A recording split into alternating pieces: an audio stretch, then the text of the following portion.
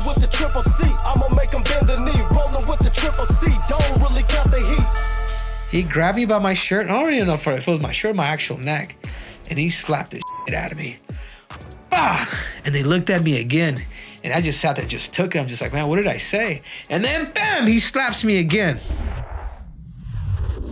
Henry Cejudo. Man, I like the guy. I do. But this dude has never been more wrong. Henry said, Tom Aspinall shouldn't have been as emotional to become the champion. It's not the real belt. It's not fair. Henry Cejudo became the UFC champion because he's a tremendous athlete and he is just a winner. He's just a winner. But Henry Cejudo was not groomed to be UFC champion. Henry Cejudo was groomed to be the Olympic wrestling champion. And he did that. And when he did that, he cried. He was excited and he was the champ. And it felt like he had accomplished the world. That's what Tom Aspinall did. Interim or not, they're wrapping 12 pounds of gold around his belt, so he got emotional. That feels as real to him as that Olympic gold medal put around Henry Cejudo's neck back in Beijing. His father quit working to train him to go chase that now belt. He's guilt tripping me, huh? With his dad. God, DC, Daniel Cormier, like, I didn't want to make this about you, but I almost had to make it about you, because guess what, man? What would somebody like John Smith say? That's right, for those who don't know who John Smith is the greatest American wrestler of all time. Like, it's not Jordan Burroughs. Sorry to break it to all you casual fans that just know of the wrestling now. His name is John Smith. 4-time world champ, 2-time Olympic champ. And he did all this consecutively. And gain a chance to actually know John. John is probably one of the most, and I was trained and coached by Terry Brands, the Brands brothers, and particularly Terry Brands, multiple time world champ, Olympic bronze medalist. A dude that just believes in just winning gold, and it's all or nothing. For those who don't know who he is, you guys go to Flow Wrestling, and then I want you guys to just search Terry Brands film, and you guys will know exactly the lineage that I'm actually coming from. But to get back to Daniel Cormier's coach, John Smith is the biggest hard ass, the biggest competitor that you will probably ever meet. I wonder what John Smith would say to you, Daniel Cormier, if you say that, no, there's 2 champions. There's like, no. John Smith would tell you there's only one. It's the same reason why he was able to become champion. Now let's go back and actually think of somebody like John Jones, the greatest of all time. Whether you believe it or not, DC, the greatest of all time. He's not just a heavyweight champion. He is the greatest of all time. Like, how disrespectful do you think it is too? Or how ugly do you think that feeling feels when a guy like John Jones has a strap on his right shoulder, but then also knowing that there's somebody in England across the globe that actually has the same one too, that looks just like it. The dude has earned his stripes. The dude has 14 or 15 title defenses, more than anybody ever. If you were to combine all these guys together, that's what John Jones has done. And I wasn't even here to really defend a guy like Jones. I really wasn't. But putting myself in John Jones' situation, I haven't even talked to John. I haven't talked to John in a very long time. But putting myself in John Jones' situation, how ugly does it feel for somebody else to have that exact same belt? Do you think it's fair for the greatest of all time to also know that another guy has that same belt and he's also, parading around with that belt that's not even the undisputed belt? This was really, like, to me, this was a conversation that I just brought up. I wasn't trying to pick on Tom Aspinall. When I think of a guy like Tom Aspinall, I'm just like, dude, that dude is dangerous. That dude can strike, that dude can move, and that dude has real heavyweight power. Is he a harder matchup for a guy like Stipe Miocic? For John? 100%. You get the young buck that has those abilities, that's been putting people out. Stipe don't do that. Stipe will knock you out, but it'll take him time. But somebody like Tom Aspinall, he will do it in the first round. And he will do it in a fashion where it's super, super technical. The leading, the dipping of the hands to eventually come up and knock out Sergey Pavlovich. I mean, guys, that's the dude is no joke. When Tom did start celebrating, to me, I go back and I think of the 2008 Olympic team, which is pretty well renowned. Like, it's known, it's probably the most popular team probably in wrestling history. But you guys don't really know the real truth about the 2000 Olympic team. It was the worst team in wrestling that we've ever had. Why do I say that? Because the first time I made the Olympic team, and all of us, we're all celebrating. Daniel Cormier, Ben Askren, Steve Mocco, Andy Rovat, Mike Zadek, Doug Schwab. I think I just named everybody. And we're all celebrating. And I'll never forget it because I had just got done beating this guy by the name of Stephen Abbas. Stephen Abbas was a 3-time NCAA champ, Olympic silver medalist from the past Olympics in 2004, trying to go for gold. I had to beat him to make that Olympic team.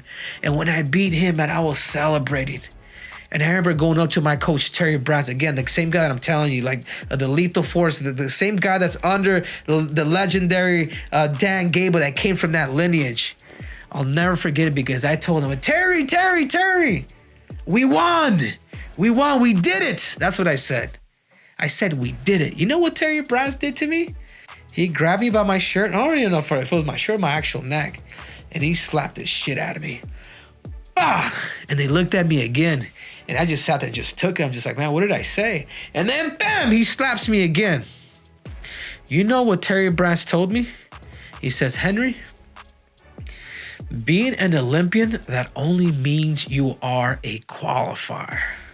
That only means you are a qualifier. The goal, the dream isn't over. Like it isn't. And looking back at it now, or looking back at it like literally 2 months after, when people ask me, what is the greatest advice that's ever been given to you? I think of that moment with Terry Brands. Because that's the time that I needed to be checked. That's the time that I needed to be told, hey, it's only a qualifier, man. This isn't the big thing. This isn't the real deal. This isn't the event. Congratulations. You are a participation getting into the Olympic Games. But you're not the Olympic champion yet. And then I go back, I win the Olympics. And I was the first guy in the whole damn team to go first in the freestyle team. You know, Daniel, Steve Mocco, Andy Rovat, they were at the very end. And I'll never forget it, having that gold medal around my neck. And when the event was over and there's nobody else there, I'll never forget what Terry Brands told me. Because I saw the faces on every other guy that was there because nobody medaled. I was the only medal and it happened to be gold, and the rest of the team didn't do anything. From Daniel Cormier to Steve Mocco to Andy Rovat to Mike Zadek to Doug Schwab, everybody left with their head down. And I appreciated when I was checked and what it was, and you know, the fact that he gave me that beautiful right hand to check me, to let me know that the fight isn't over. You need to be undisputed.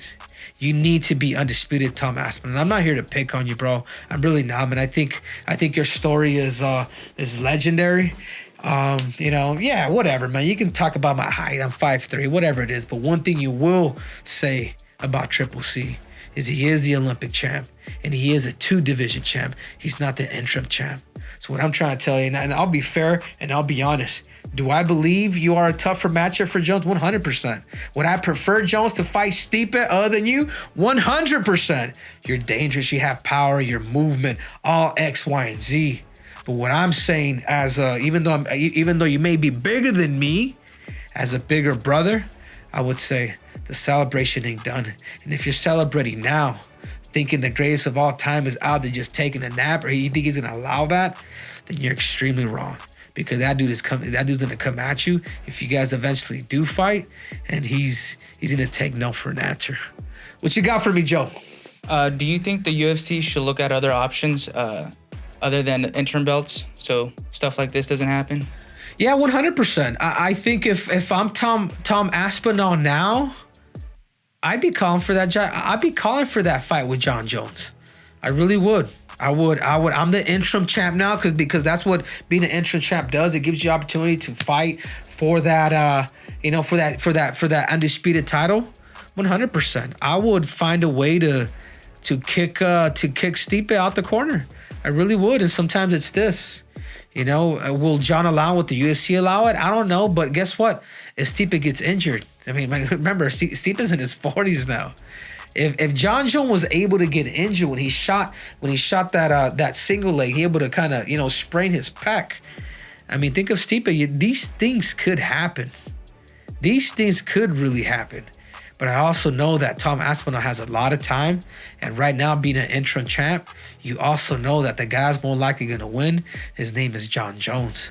So he also has that whole year, maybe year and a half, to really study for a guy like John and really bring in people to that fights like John to be able to replicate that. What he's going to have more than anything, if he doesn't fight now, is going to be time. And for John Jones, but I also feel like at the same time, for a guy like Tom Aspinall, like, Tom, are you willing to sit out for a year and a half, dude, if not more? John's out for a whole year. He's out. He's legitimately out for a whole year.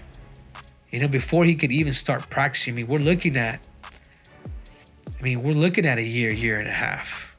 You know, do I have an issue with the interim title? I don't. What I do have an issue with is the fact that you feel like you're a world champ, dude. Now, of course, you can feel those feelings, but I tell you as a world champion, I don't tell you as a casual. I don't tell you, if anything, you would want to have a friend that would really kind of check you in that sense. The feeling of being the absolute best in the world, you have not felt it, Tom. And do I believe that you could take over the heavyweight division? I do believe, but I do believe that only if John Jones leaves.